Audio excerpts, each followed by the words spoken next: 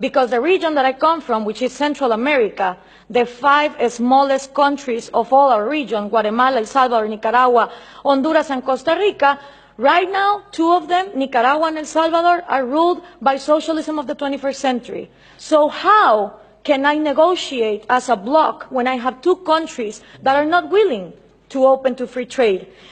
And for these 3 ways to work, you need to understand something about Latin America. I had 2 slides, 2 pictures, if we could put them on, please.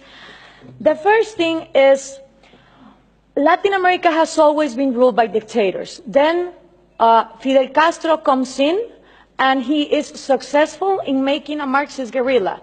In the moment that Castro comes in and he makes a Marxist guerrilla, all the countries in Latin America start copying and pasting that model. You had Marxist guerrillas everywhere, Guatemala, Nicaragua, Peru, trying to do the same thing as Castro, financed by the Soviet Union and with the intelligence of Cuba. 1989 comes, the Soviet Union collapses, and the left Marxist wing of Latin America, the socialist sectors, they are in trouble.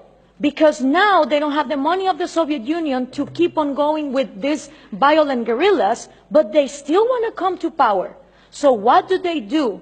Well, Fidel Castro gathers together with Lula da Silva, and they form the first Forum of São Paulo.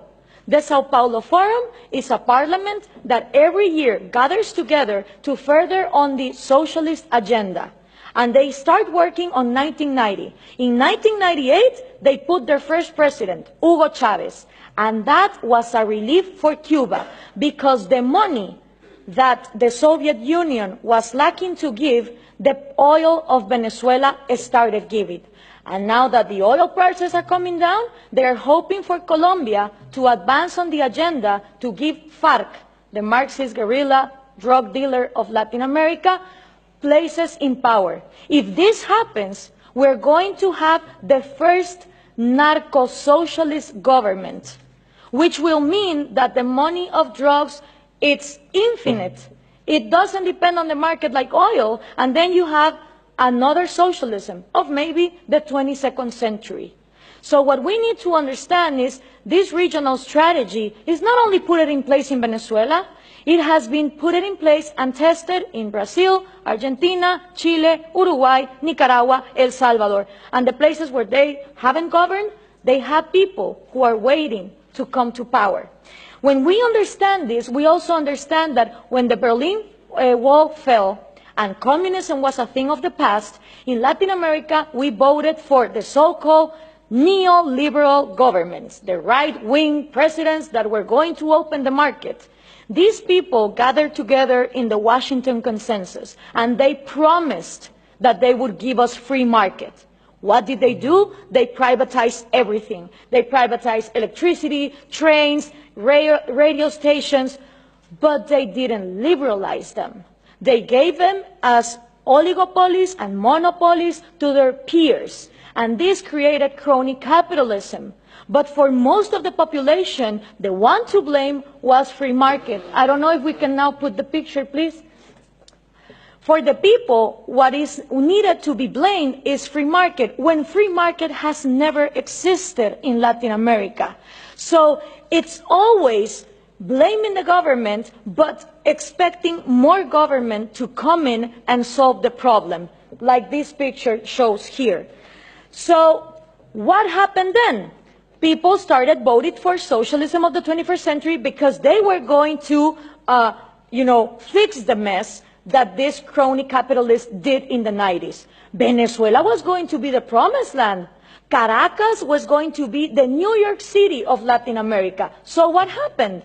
All these people get in power, Chavez, Lula, Correa, Evo Morales, and instead of finishing with the privileges, the crony capitalism, the oligarchies, they become even worse. So why is this good news to us?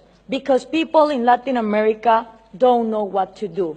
They tried with the right wing, and they think that too much of a free market failed, and then they tried for socialism of the 21st century, and it turns out that it didn't end poverty, it multiplied it. So right now, it's a great and excellent opportunity for people like us, for people who really defend liberties and freedom, not only economic liberties, but also individual liberties.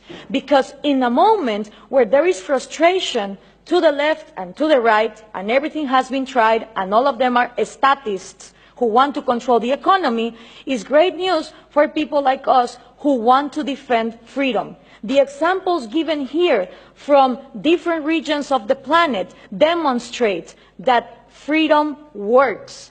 So what we need to input from Europe to Latin America is the right messages. Those messages include that Scandinavia is not socialist, that we need trade more than aid, and in order for institutions to follow up, it's not about material equality, it's about equality under the law and the rule of law. Thank you very much.